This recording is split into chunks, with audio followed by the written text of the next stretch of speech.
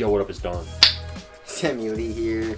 We are the Soul Brothers. We teleported to a different dimension where there's just walls of shoes. New setup, I guess. Trying to change it up a little bit. I'm also moving, so we're gonna see. Yeah. Try to change up the setup a little bit. It's probably gonna change up throughout the weeks. But anyways. Yeah, we're gonna try some shit. It's kind of your basic YouTube, shoe tuber setup. You put the shoes behind you. Yeah. But it's not a bad background. It's an easy backdrop. But we'll play around with a few things. Let us know what you guys think. But I just got in the Lebron 15 low. This is what, the Supernova or something? Yeah, Supernova colorway. It doesn't look bad. I don't like the colorway too much. Yeah, I'm but not too mad. The overall silhouette doesn't look bad though. Yeah, it's pretty dope. I put them on and my girl was like, "Oh, those are nice." Really? I always do that. I put them on. I'm like, "Yo, what do you think?" And like, sometimes I'll like the shoe and she'll be like, "Ugh." Ooh, that's ugly. And then sometimes I don't like them and she's like, "Oh, those are nice." But we're just gonna give you a quick rundown. First impressions. Gonna do a performance review. This is not a performance review. Just gonna break down the tech overview and kind of my initial thoughts.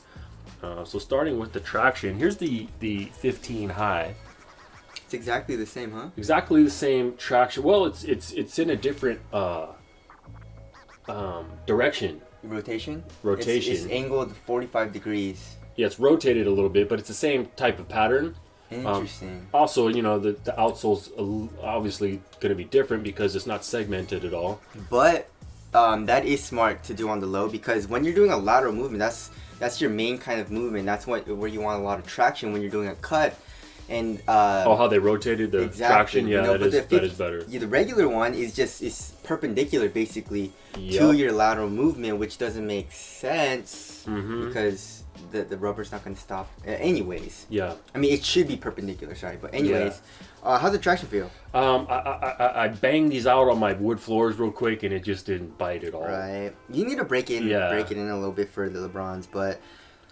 It is translucent, so maybe it might be worse. I don't know. Yeah, it's kind of got that iridescent vibe. It looks kind of cool though. Yeah, it's kind of a cool iridescent color, but it's definitely translucent. But so traction, it's a little bit different. Yes. To be honest, it's not the same exact thing. Nope. Now moving on to the cushion, well, that's going to be different a little bit also. Way different. So in the forefoot, it's Zoom, okay, and in the back you have. Air Max. Yes. There's a lot more zoom going on. It's full length zoom, almost full length zoom in my opinion. I mean, you got the zoom in the back here mixed with Air Max, so it's a different setup for sure. In the back, it's just Air Max, and you feel high up, okay, but you can feel it. There's some action in there. You definitely feel a little bit in the forefoot, and I can feel the Air Max a little bit too. Obviously, this is just walking around the house. Nothing too crazy, but you definitely do feel high up a little bit. What about the forefoot zoom? A little bit? Yeah, you feel it. Really? Yeah, I can feel a little bit. I'm interested to start balling in them and seeing how they compare to the high. The high's gonna be way crazier. Yeah.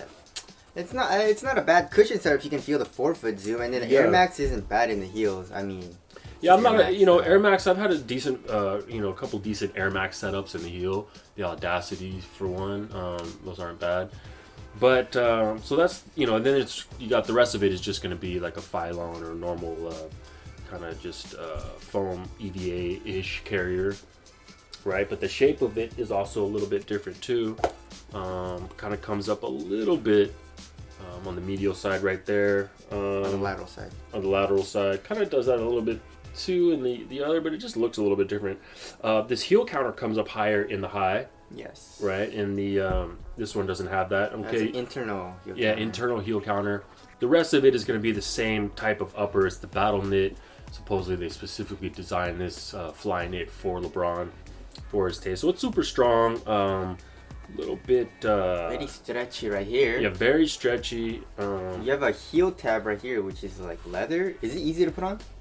Yeah, it's pretty ezy. Pretty easy. Not too bad. Very stretchy. It looks. I like the stretchy materials. Makes it super easy to put on. I would think, and it's the same thing as LeBron 15, basically, right? Yeah. Okay. And the materials themselves are super premium, of course, right? Yes. And it's pretty cozy when you step in. I like it. Fit is long. just like the 15. You're going to want to go down half a size. I actually went down a full size because I got a really thin foot, so I'm able to do that. If you have a really narrow foot, you're probably able to do that as well. So yeah, these do run long. Overall, pretty cozy just walking around. Decent size insole in there as well. Kind of ortholite feel, memory foam-ish vibe. All right, weighing these, it's 17.88 ounces, which is what? That's heavy. That's heavy? Yeah. That's pretty heavy. Yeah. Okay. Does it feel It's heavy, not though? nuts. I've had some 20s before. So it's kind of on the Doesn't higher feel end. super heavy, though. No, it doesn't feel super heavy. It feels somewhat light on foot.